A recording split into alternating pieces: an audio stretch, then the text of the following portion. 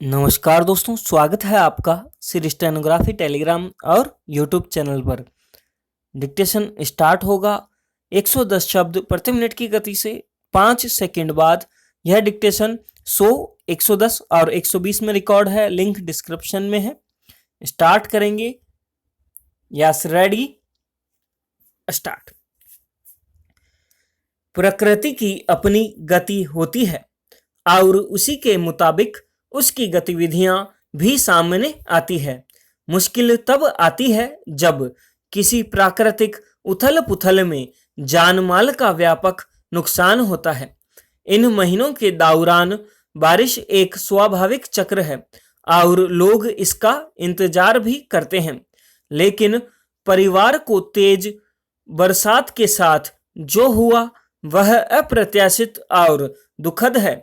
हालांकि बारिश के समय बिजली चमकना या गिरना एक सामान्य बात है, लेकिन कई बार व्यापक पैमाने पर बिजली गिरने की घटनाओं से होने वाला नुकसान चौंकाता है।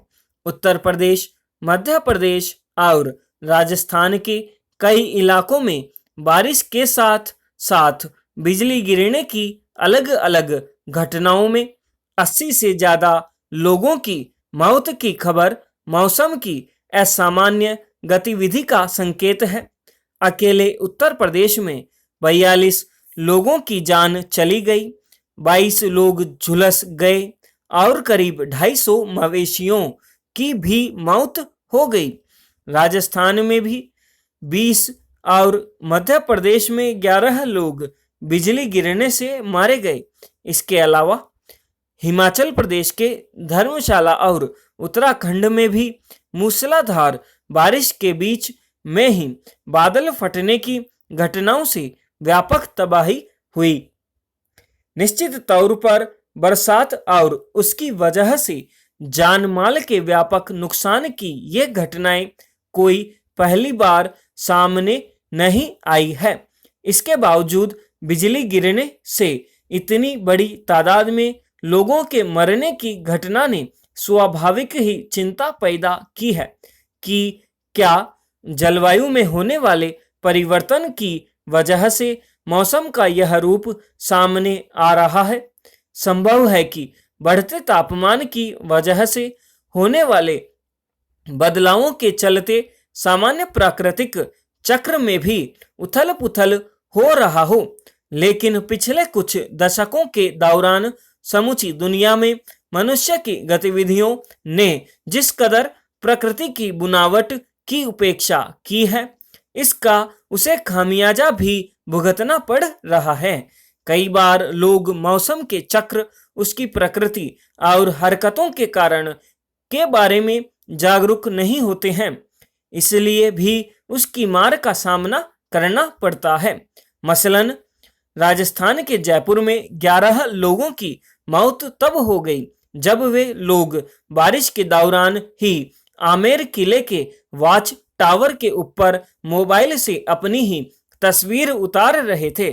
आमतौर पर ऊंची जगहें आसमान बिजली गिरने के समय आकर्षण केंद्र का काम करती हैं।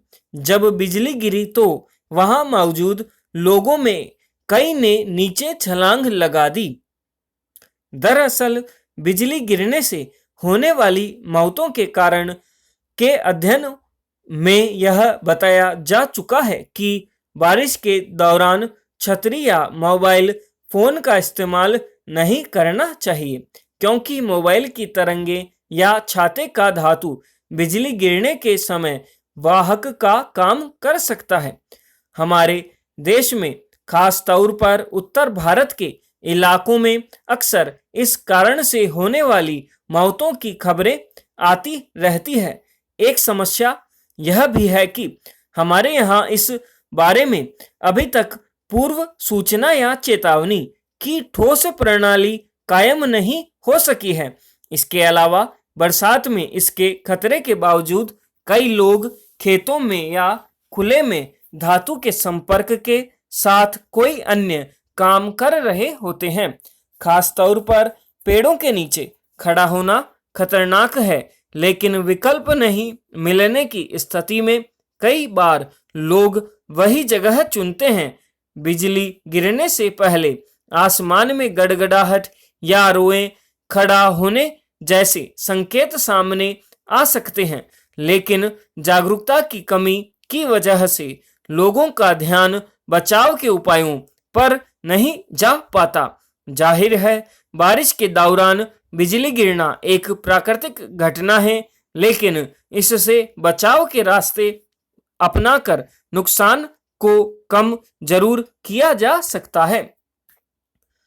अफगानिस्तान के बदतर होते हालात भारत के लिए गंभीर चिंता का विषय बन गए हैं।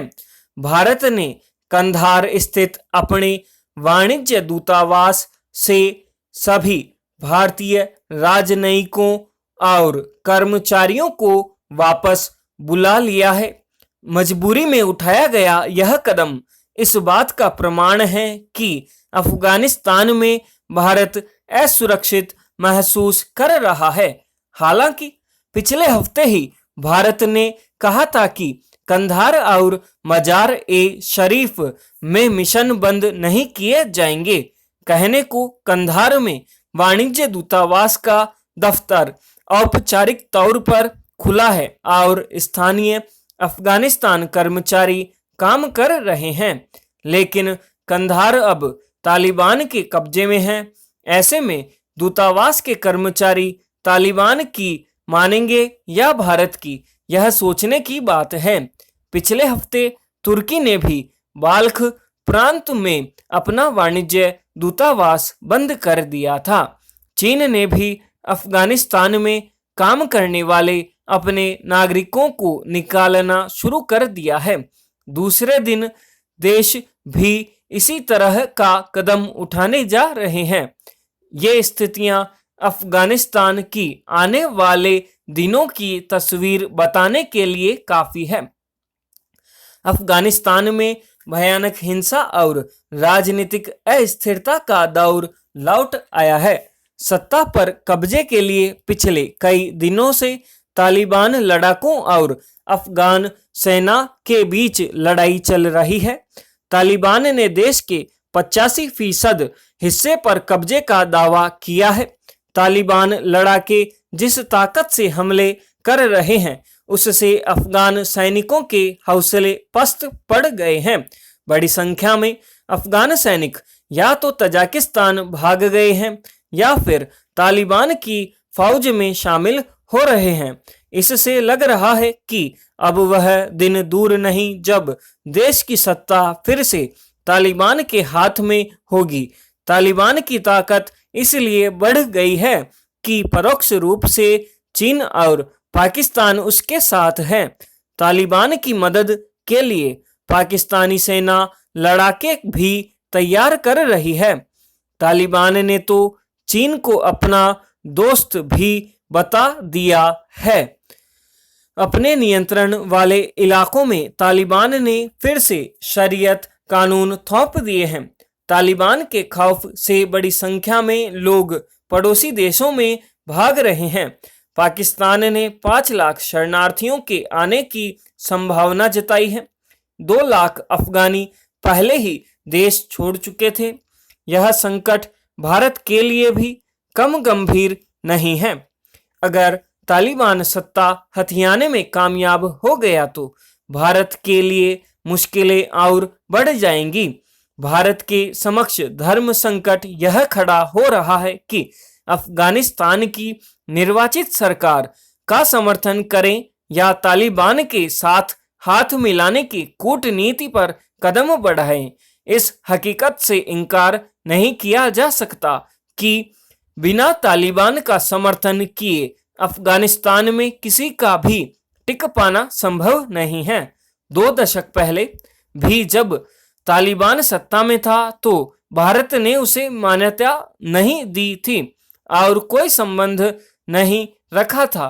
इसकी कीमत कंधार विमान अपहरण कांड में 3 आतंकियों की रिहाई के रूप में चुकानी पड़ी थी। पिछले 2 दशकों में भारत ने अफगानिस्तान के पुनर्निर्माण में बड़ा योगदान दिया है।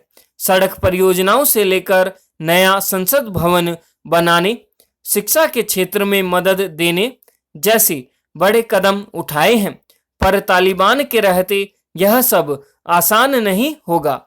दूसरा खतरा यह भी है कि पाकिस्तान भारत के खिलाफ तालिबान को इस्तेमाल करने से बाज नहीं आएगा। सच्चाई तो यह है कि बदलते हालात में तालिबान और भारत एक दूसरे की मजबूरी को भी हैं। यह वक्त भारत की कूटनीति की परीक्षा का है।